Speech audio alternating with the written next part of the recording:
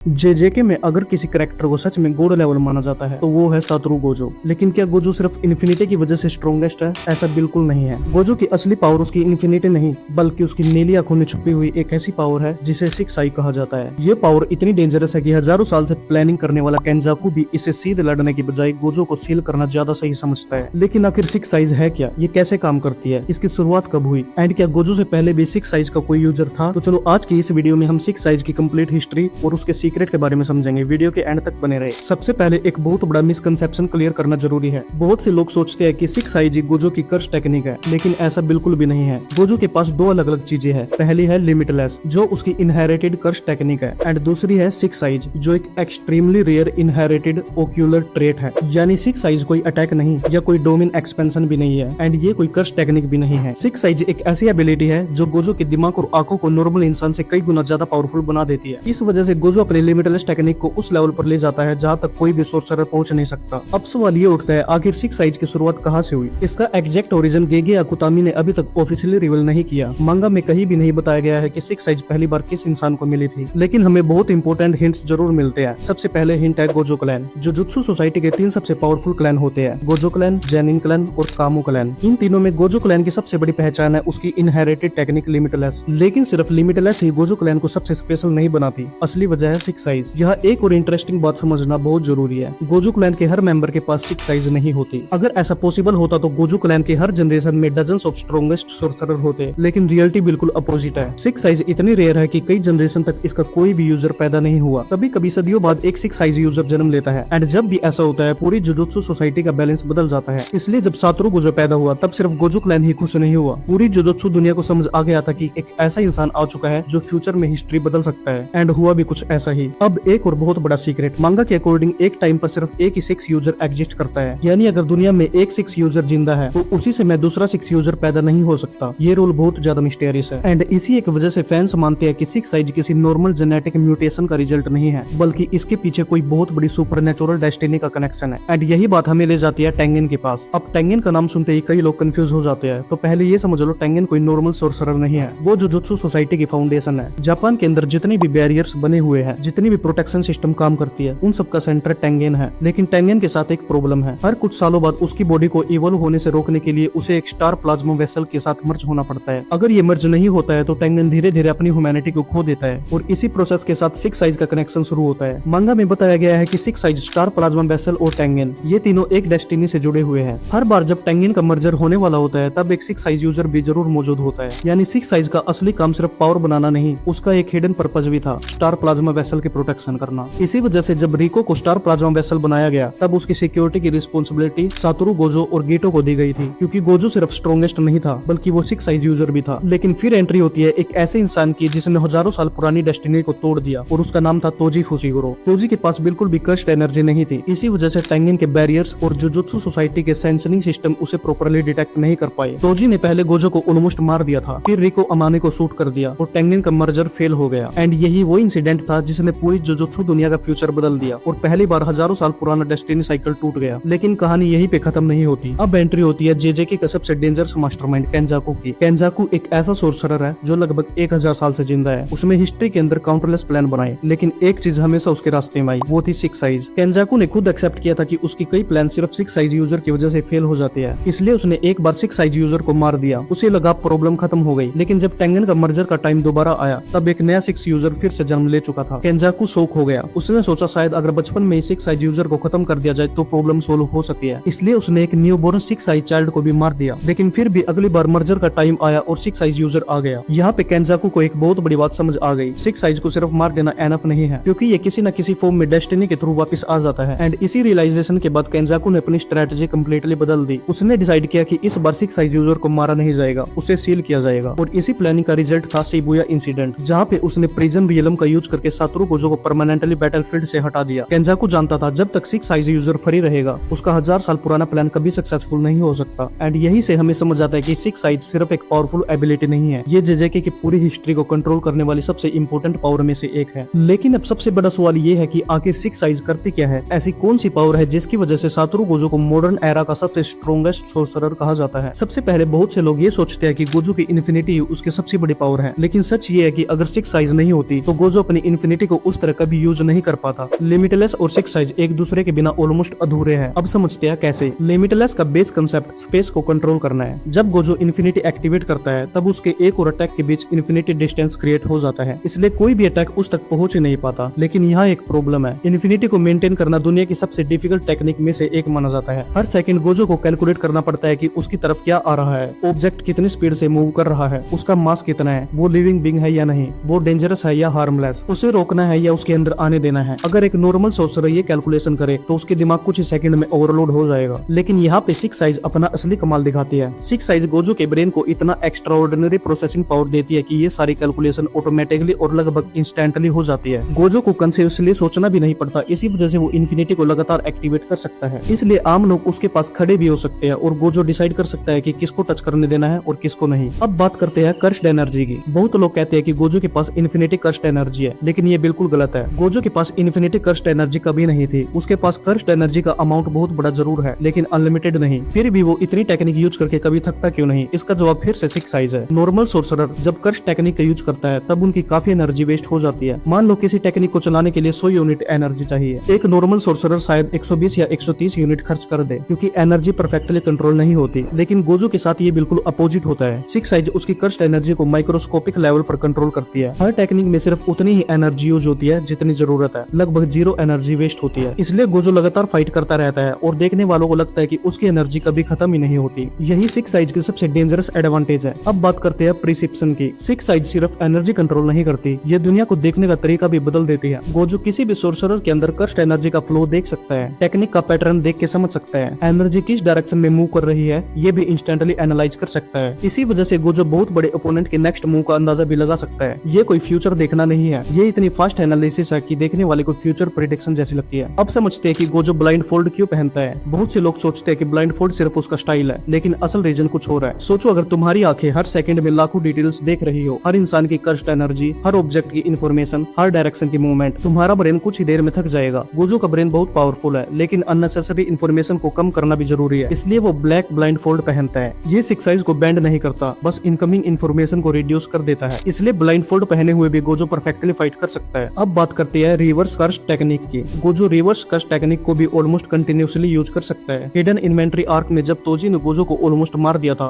तब गोजो ने मौत के किनारे पर रिवर्स कर्स्ट टेक्निक भी सीख ली। उसके बाद वो अपने डैमेज ब्रेन को बार बार हील करता रहा। इसी वजह से इन्फिनिटी को ऑटोमेटिक मोड में चलाना उसके लिए पॉसिबल हो गया। लेकिन यहाँ पे भी सिक्स साइज का बहुत बड़ा रोल था, क्योंकि इतनी एक्यूरेट एनर्जी कंट्रोल के बिना रिवर्स कर्स्ट एनर्जी को इतनी एफिशिएंसी से यूज करना लगभग इम्पॉसिबल था। अब बात करते हैं गोजो के फेमस अटैक की, ब्लू, रेड और होलो पर्पल। ब्लू स्पेस को अट्रैक्ट करता है, रेड स्पेस को रिपेल करता है, और जब ब्लू और रेड को कंबाइन किया जाता है तब होलो पर्पल बनता है। ये इमेजिनरी मास क्रिएट करता है जो अपने रास्ते में आने वाली लगभग हर चीज को डिस्ट्रॉय कर देता है। लेकिन इन तीनों टेक्निक को इतनी परफेक्शन के साथ यूज करना भी सिक्स साइज की वजह से ही पॉसिबल हुआ, क्योंकि हर अटैक के लिए कर्स्ट एनर्जी का कंट्रोल ऑलमोस्ट परफेक्ट होना चाहिए। इसलिए गोजो इन अटैक्स को बार बार यूज कर पाता है। अब एक और इंटरेस्टिंग बात आती है, जब गोजो सिर्फ बच्चा था तब भी उसकी सिक्स साइज इतनी पावरफुल थी कि एक्सपीरियंस्ड एसोसिएशंस को समझ में आ चुका था कि ये बच्चा फ्यूचर में उनके लिए सबसे बड़ा थ्रेट बन सकता है। यानी सिक्स साइज की पावर बचपन से ही एक्टिव थी। गोजो ने इसे बाद में अनलॉक नहीं किया, ये उसके जन्म के साथ ही उसके अंदर थी। इसी वजह से उसकी एग्जिस्टेंस ही पूरी जोजोत्सु दुनिया का बैलेंस बनाए रखने के लिए काफी है। लेकिन एक सवाल अभी भी बचा हुआ है, अगर सिक्स साइज इतनी पावरफुल थी तो सुकुना गोजो को हरा कैसे पाया? क्या सिक्स साइज भी किसी वीकनेस के साथ आती है? तो चलो इसे भी समझते हैं। सबसे पहले ये समझ लो कि सिक्स साइज किसी को इमॉर्टल नहीं बनाती। ये गोजो को perfect precision, almost perfect cursed energy, efficiency और लिमिटलेस को मैक्सिमम पोटेंशियल पर यूज करने की एबिलिटी देती है। लेकिन मान लो अगर किसी अटैक का काउंटर ही ना हो तो सिक्स साइज भी उस अटैक को रोक नहीं सकती। और यही सिचुएशन हुई सुकुना के साथ। आपको याद होगा शिंजुकु शोकडाउन में सुकुना ने माहोर्गा का यूज सिर्फ जीतने के लिए नहीं बल्कि सीखने के लिए किया था। माहोर्गा की सबसे डेंजरस एबिलिटी एडेप्शन है। जब माहोर्गा बार बार किसी टेक्निक का सामना करता है तो धीरे धीरे उसका काउंटर ढूंढ लेता है। सुकुना ने माहोर्गा को गोजो की इन्फिनिटी के अगेंस्ट एडेप्ट करवाया। एंड स्टार्टिंग में माहोर्गा सिर्फ इन्फिनिटी को बाईपास कर रहा था, लेकिन कुछ ही टाइम बाद उसने स्पेस को इकट्ठ करने का तरीका डेवलप कर लिया। एंड सुकुना यहाँ पे इसी एडेप्शन को ऑब्जर्व कर रहा था। सुकुना ने ये समझ लिया था कि अगर अटैक गोजो को टारगेट करने के बजाय उस स्पेस को ही काट दे जहाँ गोजो खड़ा है तो इन्फिनिटी बेकार हो जाएगी। एंड इसी कॉन्सेप्ट का यूज करते हुए सुकुना ने वर्ल्ड कटिंग स्लैश डेवलप की। ये अटैक गोजो की बॉडी को डायरेक्टली टारगेट नहीं करती, ये उस स्पेस को कट करती है जिसमें गोजो एग्जिस्ट करता है। और क्योंकि इन्फिनिटी सिर्फ ऑब्जेक्ट के बीच डिस्टेंस क्रिएट करती है, स्पेस को कट करने वाले अटैक को वो रोक नहीं पाई। यह एक बहुत इंपॉर्टेंट बात समझना जरूरी है। कई लोग कहते हैं कि सिक्स साइज फेल हो गई, लेकिन असल में सिक्स साइज फेल नहीं हुई। सिक्स साइज ने इस अटैक को देखा जरूर होगा, लेकिन अटैक की नेचर ही ऐसी थी जिसे डायरेक्ट डिफेंस इन्फिनिटी के पास नहीं था। था, यानी प्रॉब्लम 6 साइज में नहीं थी। प्रॉब्लम ये थी कि सुकुना ने लिमिटलेस का कंसेप्ट तोड़ दिया। अब यहाँ पे एक और मिसकंसेप्शन क्लियर कर देता हूँ। क्या 6 साइज फ्यूचर देख सकती है? नहीं, 6 साइज कभी भी फ्यूचर प्रेडिक्ट नहीं करती। ये सिर्फ इतनी फास्ट इन्फॉर्मेशन एनालाइज करते हैं कि गोजो ओपोनेंट की मूवमेंट को बहुत पहले ही समझ लेता है। इस वजह से लोगों को लगता है कि गोजो फ्यूचर देख रहा है। अब बात करते हैं यूटा ओकोत्सुकी। मंगा की फाइनल बैटल में जब गोजो की डेथ होगी तब यूटा ने एक शॉकिंग डिसीजन लिया। उसने केंजाकू की बॉडी स्विचिंग टेक्निक का यूज करके गोजो की बॉडी में एंटर किया। कई फैंस को लगा कि ये यूटा परमानेंटली 6 साइज का ओनर बन गया, लेकिन सच कुछ और था। यूटा ने 6 साइज को इनहेरिट नहीं किया, वो सिर्फ गोजो की बॉडी को टेम्परेली यूज कर रहा था। 6 साइज अब भी गोजो क्लैन की इनहेरिटेड एबिलिटी ही मानी जाती है। यूटा के पास अपनी ओरिजिनल बॉडी में कभी भी 6 साइज नहीं थी। अब सवाल आता है क्या फ्यूचर में कोई नया 6 साइज यूजर पैदा होगा? लेकिन जो रूल हमें पहले बताया गया है उसके हिसाब से एक समय में सिर्फ एक 6 साइज यूजर होता है। अब जब सातोरू गोजो मर चुका है तो थ्योरी के हिसाब से फ्यूचर में कभी ना कभी गोजो क्लैन में एक नया 6 यूजर पैदा हो सकता है। एंड कई लोगों के मन में ये क्वेश्चन है कि 6 साइज की सबसे बड़ी मिस्ट्री क्या है? आखिर ये पावर आई कहां से? इसका क्रिएटर कौन था? ये सिर्फ गोजो क्लैन को ही क्यों मिली और इसका टेंगिन के साथ कनेक्शन क्यों है? देखो, जेजेके के ऑथर गेगे आकुतामी ने जानबूझकर 6 साइज का ओरिजिन को मिस्ट्री रखा। इसी वजह से फैंस ने बहुत सारी थ्योरीज बनाई है। कुछ लोग ये मानते हैं कि 6 साइज डायरेक्टली टेंगन से जुड़ी हुई डिवाइन ब्लेसिंग है। कुछ लोग कहते हैं कि हेवन का बैलेंस मेंटेन करने के लिए ये एग्जिस्ट करती है, और कुछ लोग ये कहते हैं कि 6 साइज और स्टार प्लाज्मा वेसल एक ही डेस्टिनी के 2 अलग अलग हिस्से हैं। लेकिन ये सभी थ्योरीज है। लेकिन हमें सिर्फ इतना पता है, 6 साइज एक extremely rare inherited ocular trait है। ये गोजो क्लैन से जुड़ी हुई है। एक समय में सिर्फ एक 6 साइज यूजर हो सकता है। ये टेंगन और स्टार प्लाज्मा वेसल की डेस्टिनी से कनेक्टेड है। ये कर्स्ट एनर्जी को ऑलमोस्ट परफेक्टली कंट्रोल करती है। अगर ये 6 साइज नहीं होते तो गोजो कभी दुनिया का स्ट्रॉन्गेस्ट सोर्सरर नहीं बन पाता। 6 साइज और लिमिटलेस, ये दोनों पावर का कॉम्बिनेशन सातोरू गोजो को एक ऐसा मॉन्स्टर बनाता है जिसे देखकर जुजुत्सु सोसाइटी का बैलेंस ही बदल जाता है। तो आज की वीडियो में बस इतना ही। अगर आप चैनल पर नए हो तो चैनल को सब्सक्राइब कीजिए। मिलते हैं नेक्स्ट वीडियो में, तब तक के लिए टाटा बाय बाय।